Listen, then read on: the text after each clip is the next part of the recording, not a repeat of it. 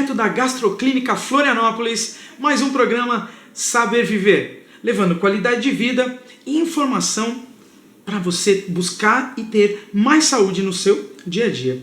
Muito bem, estou com o Dr. Hamilton Guimarães, ao qual sempre agradeço a oportunidade de estarmos juntos, levando esse projeto tão bacana, projeto Saber Viver da Gastroclínica Florianópolis. E hoje abordaríamos o tema doenças inflamatórias intestinais. Dr. Hamilton, como sempre, muito obrigado, muito prazer em estar contigo novamente. Vamos falar um pouquinho dessa doença que pouco até se conhece, a gente falou no plural, é um grupo de doenças, né, doutor? Sim, sim. Primeiro de tudo, obrigado pela oportunidade também de poder estar tendo uma conversa tão produtiva como a gente sempre tem, né, Marcelo? Doença inflamatória intestinal, que a gente vai tentar falar um pouquinho hoje, rapidamente, né? É um assunto bastante amplo, mas a ideia é mostrar o essencial, né? E como tu bem disse, já é um grupo de doenças que causam inflamações no intestino, né?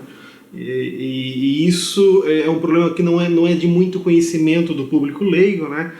São doenças crônicas que não tem, a maior parte das vezes elas não têm cura, né? E elas acompanham por toda a vida o indivíduo, né? Os sintomas que às vezes podem confundir no início, porque confundem com outras coisas comuns, né? Mas basicamente são doenças que causam diarreia, geralmente uma diarreia que demora para melhorar e que ao longo do tempo costuma estar associada à presença de sangue também nas fezes, né? Ok. Isso é muito comum também numa infecção intestinal, né? E muitas vezes o indivíduo acha, foi alguma coisa que eu comi que não estava muito legal e acabou me dando uma diarreia. E pior, a doença inflamatória intestinal, esse grupo de doenças, muitas vezes também essa diarreia pode melhorar espontaneamente e momentaneamente, né? Só que isso é intermitente, o problema acaba recidivando, né? Essa parte que o Dr. Hamilton me explicou, que a gente bate um papo para gravar com vocês e trazer essas informações, eu achei muito interessante, doutor. Ela encobre uma falsa melhora. Eu comi alguma coisa, isso não me fez bem, tô 2 semanas com diarreia, tava sangrando, não foi nada, passou. Aí ele fica 2 meses bem, e isso vai para evoluindo tanto a parte da diarreia quanto ela vira recorrente e vai diminuindo o intervalo do passar bem, né? Dos períodos de bem-estar, né? Do período de bem-estar. Até que chega um momento que o indivíduo está com uma diarreia crônica há 6 meses, 5, 6, 10 vezes no banheiro por dia, com muito sangramento, pode desenvolver anemia, né? E outras complicações mais graves, porque essa doença, quando não tratada, ela vai evoluindo, né? Basicamente, na doença inflamatória intestinal, a gente nota o aparecimento de feridas na parede do intestino. Feridas essas que vão se somando, né? E muitas vezes elas podem cicatrizar, e essa cicatrização progressiva deixa sequelas no órgão, né? O intestino acaba sendo deformado por esse processo de ferida, cicatrização, nova ferida, nova cicatrização, e isso vai levar, em última instância, a problemas bem mais graves, né? Como eu conversei contigo também já anteriormente, o acúmulo de cicatrizes causadas a partir das feridas da doença inflamatória intestinal pode levar a zonas de estreitamento intestinal. E essas zonas de estreitamento podem evoluir para um quadro de obstrução. O alimento pode impactar nessa zona estreitada. Né? Ok. Seriam como aftas na parede do intestino. Exato. Essas aftas, como feridas, cicatrizam. Para o público leigo, vamos falar, sabe o queloide? Aquilo que na pele é uma cicatriz que fica mais altinha. Isso pode estar ocorrendo no intestino quando da doença inflamatória. Exato. E esse queloide começa a atrapalhar o fluxo natural do que deve ser passado ali e absorvido, entre outras coisas, né, doutor? Exato, porque a cicatriz produz uma deformidade, né? E se essas cicatrizes vão se somando, essa deformidade vai aumentando, né? E quanto maior for a dificuldade de trânsito dos alimentos que a gente acaba ingerindo por dentro do intestino, a gente vai ter sintoma também, né? Se tem uma zona de estreitamento, eu posso, como eu já disse, impactar um resíduo alimentar e a pessoa vai distender a barriga, vai começar a vomitar, né? Ou simplesmente ela pode ter tanta dificuldade de trânsito que sente dores após se alimentar. Não chega a obstruir, mas causa uma dor crônica, né? Através do estreitamento. Através da zona de estreitamento. Entendi. Perfeito, né? É perfeito. E muito importante também, por favor, doutor, é a gente tentar entender por que isso acontece, né? Isso é uma coisa mais recente, né, Marcelo? Ok. Até poucos anos a gente não tinha nem ideia do que causava a doença inflamatória intestinal, né? E hoje a gente tem uma ideia, né? O agente causador, né? Da onde veio. Eu acho muito interessante isso, porque você me explicou, não vamos perder o fio do agente causador, mas ela se confunde com várias doenças, né? Então, o que eu vejo é o seguinte, o doutor vai explicar sobre o agente causador. Começou a sangrar, 1, 2, 3 dias. Pessoal, procure seu gastro. Eu acho que é a melhor dica, certo, doutor? É um sinal de alerta. Pode não ser nada, pode ser um machucadinho no esfíncter. Ok, não tem problema algum. Me corrija se eu estiver enganado, doutor Hamilton, mas não custa nada. Puxa, prevenção, é para isso que nós estamos aqui. Saber Viver é um programa para falar de prevenção. Doutor, agente causador das doenças inflamatórias intestinais. Quando a gente fala da causa da doença, das doenças inflamatórias intestinais, até pouco tempo atrás a gente não tinha uma resposta para isso, né? Era um grupo de doenças desconhecidas e a gente tratava, mas sem o perfeito ou um amplo conhecimento da causa. A gente conhecia o efeito, né? A causa não. O resultado sim, mas a causa não muito. A gente ainda não tem o conhecimento pleno da situação, mas nos últimos anos a gente teve grandes avanços, né? E a gente sabe hoje que basicamente existem 2 problemas nos indivíduos portadores de doença inflamatória intestinal, né? De uma maneira bem resumida, o nosso intestino ele é revestido por uma mucosa. Esse revestimento, que a gente chama de mucosa, ele tem uma função bem interessante, né, Marcelo? Ele permite a passagem dos nutrientes que atravessam a parede do intestino e caem na corrente sanguínea, nos vasos sanguíneos que estão na parede intestinal, e com isso eles circulam pelo nosso organismo, né? Então essa membrana, ela é uma membrana seletiva, ela deixa passar o que interessa e ela retém na luz intestinal para ser eliminado posteriormente aquilo que não interessa. Né? Para formar o bolo fecal. O bolo fecal, exatamente. Okay. Então assim, existe uma lógica do que é interessante e do que não é interessante atravessar essa barreira, né? A gente sabe também que o nosso intestino, na sua luz intestinal, ele é habitado por milhões, bilhões de bactérias, né? E essas bactérias, até um certo ponto, têm uma função bem interessante, ou seja, elas são bactérias que ajudam no processo digestivo, né?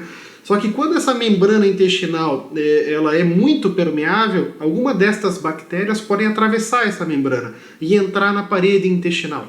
Parece que esse é um dos eventos que levam ao aparecimento das doenças inflamatórias intestinais. Mas não é o único.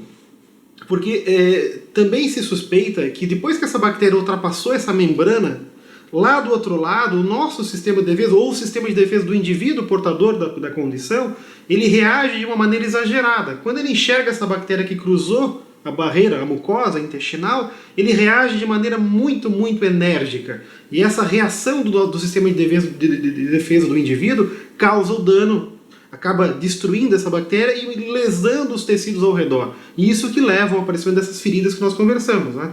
Então, nesse indivíduo, ele vai abrindo várias feridas na parede intestinal por uma permeabilidade exagerada da membrana que deveria barrar a passagem de algumas bactérias para o outro lado. E quando essa bactéria cruza essa barreira, já é um segundo momento. Num segundo momento. Exatamente. O sistema de defesa, que deveria ter uma resposta de contenção, ele tem uma resposta extremamente exagerada. Agressivo demais. O que era para chegar e falar, mão na cabeça, você aí, deita no chão, documento, já chega meio que... Já chega batendo, né? Batendo, exacerbado. Seria mais ou menos o exército do nosso sistema de defesa. Exatamente. E só que assim, em vez de ele destruir somente o inimigo, existe um dano colateral. E esse dano colateral, de uma maneira bastante simples, é o que resulta nestas feridas na parede intestinal, né? E essas feridas que causam todos os sintomas da doença inflamatória intestinal. Que anteriormente nós citamos.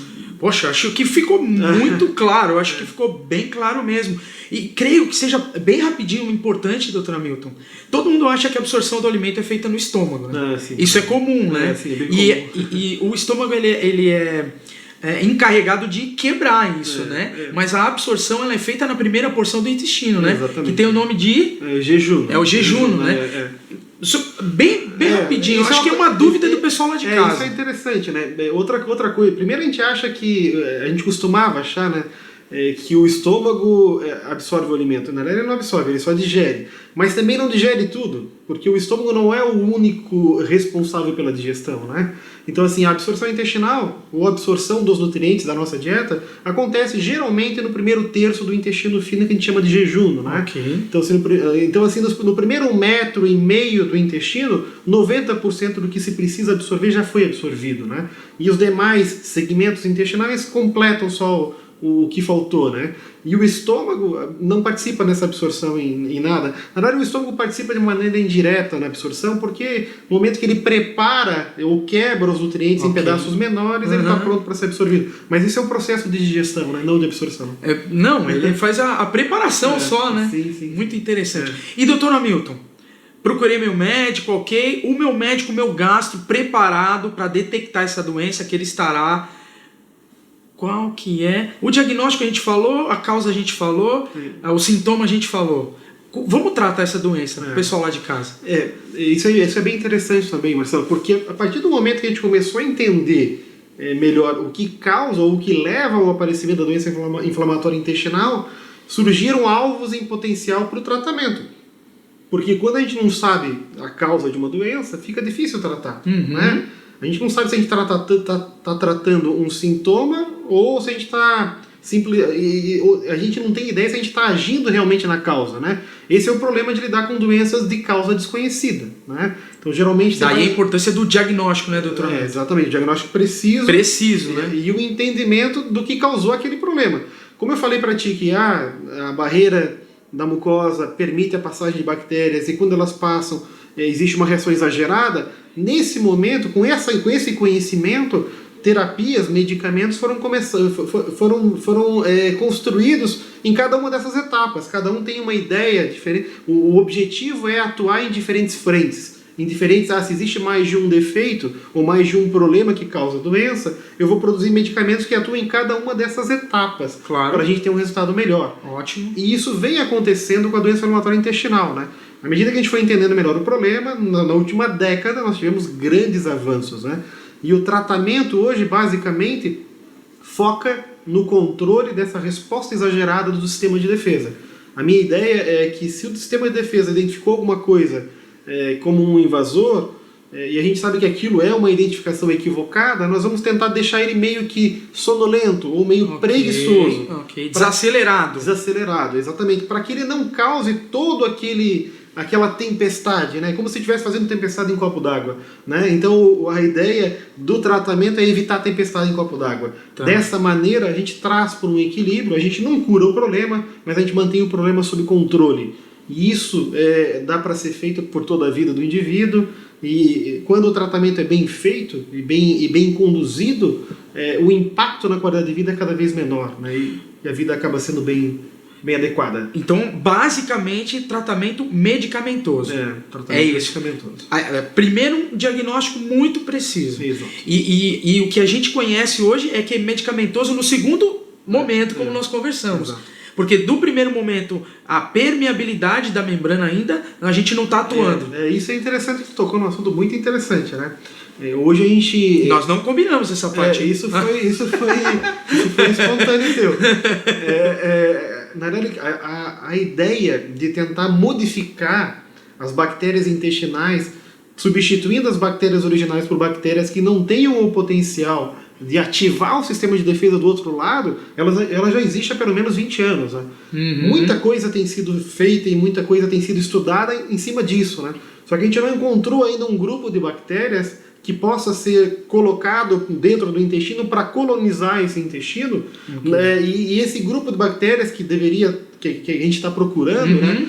Talvez, se eu colocar essa bactéria, mesmo que ela atravesse, ela não tenha a capacidade de ativar o sistema de defesa. Né? Então isso pode ser uma grande revolução no tratamento da doença inflamatória intestinal. E um avanço, porque a gente pegaria ela no primeiro momento e não invadiria a membrana. Tu não deixaria nem ativar o sistema imunológico. Fantástico, doutor Hamilton. Em breve, se Deus quiser, com tanta pesquisa, né? Eu acho que a engenharia genética talvez um dia nos dê essa alegria. A nanotecnologia, a engenharia genética, eles estão demais, né?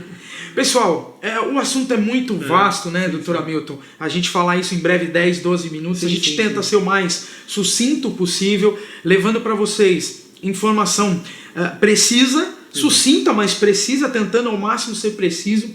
Creio que o objetivo do programa Saber Viver é esse, de levar informação sucinta e precisa para você que nos ouve, para você que nos assiste, para você que curte o trabalho e o projeto da Gastroclínica Florianópolis.